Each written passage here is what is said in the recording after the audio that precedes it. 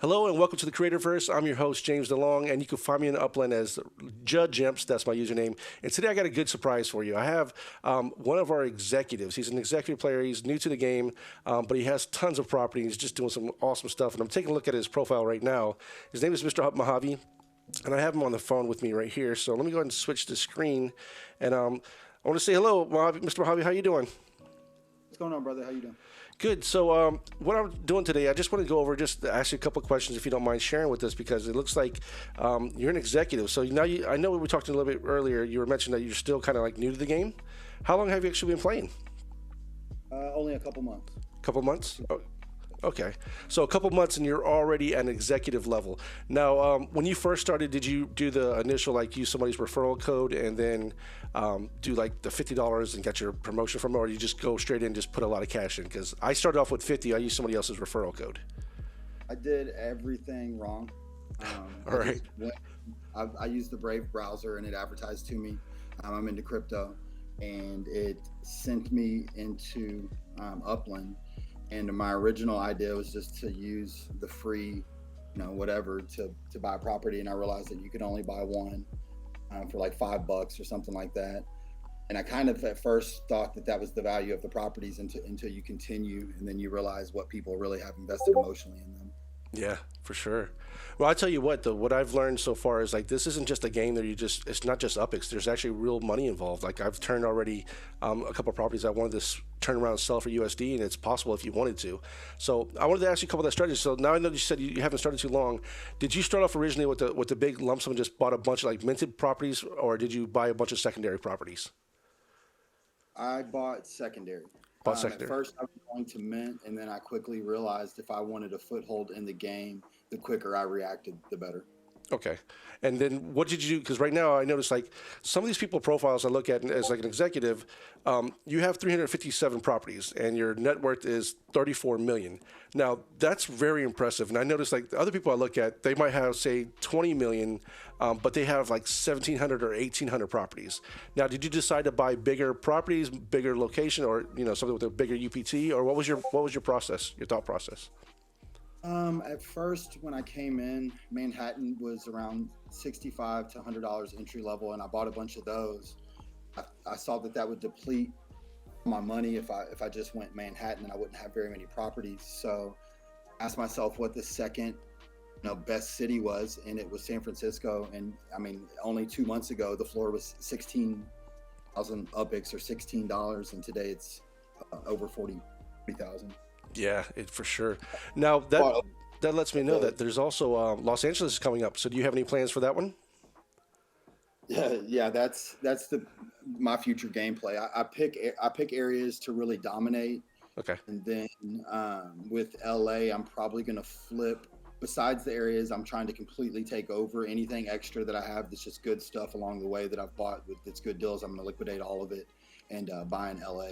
Okay, so LA is your game plan. So that's curious, because that's so. As far as your strategy, if you don't mind sharing, what is your strategy for the upcoming year? Do you want to like buy property, flip them, or are you just trying to get certain collections? Like, what's your gameplay for this?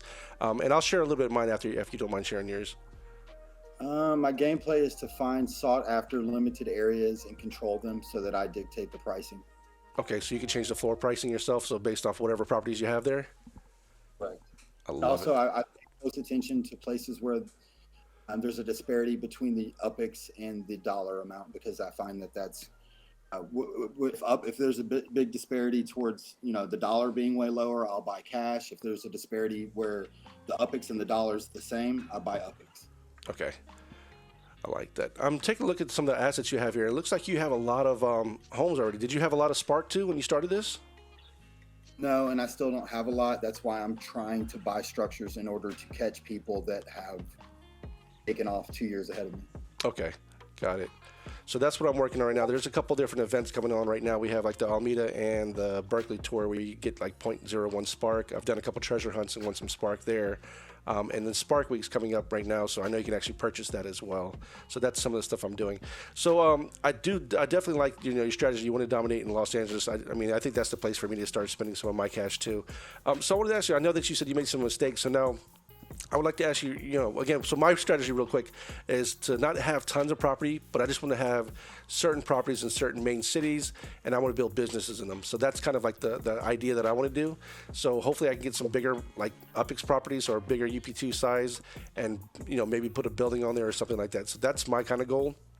But I've already done a lot of flipping, and it's starting to work out. So even a little bit, if I'm selling for 125%, 200%, I'm making a profit. I'm just burning and turning and doing that, so I can get a nice little, net worth myself.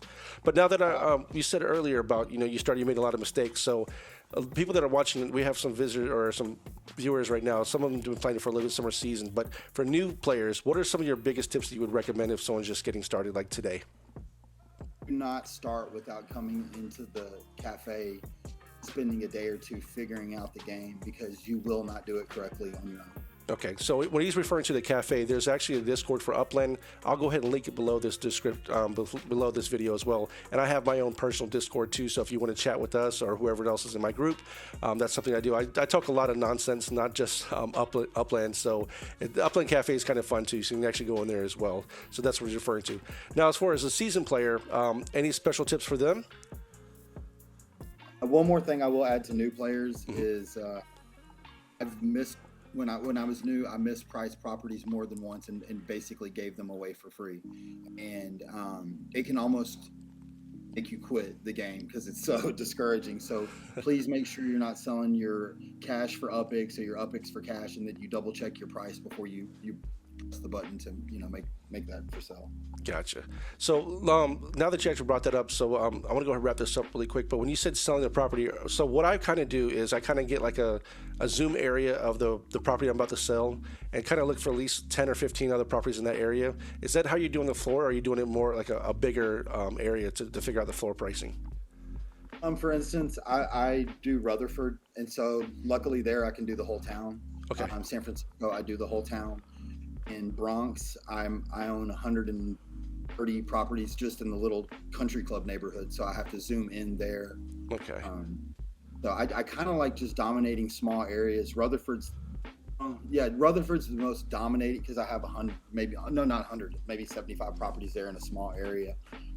But it's good to really kind of stick to your area. Like I said, San Francisco's $40 entry, and one went up for $30 today, and I grabbed it as soon as it went up. So if you know your floors and your few spots, I'm almost doing what you're doing. Just instead of getting one property, I'm kind of buying around that property also. Okay. Got it. I love it. Well, thank you very much, Mr. Mojave. I wanted to say thank you for stopping in today and giving me a couple of minutes of your time. So I know this is going to be very helpful for the people that are just starting. Again, this is somebody you should follow. He's got properties, so if you want to go check him out, Mr. Mojave, he'll be inside the cafe. You'll see him there chatting as well. So I just wanted to say thank you, everybody, and Mr. Mojave, thanks for joining me today, sharing your knowledge with us. No problem.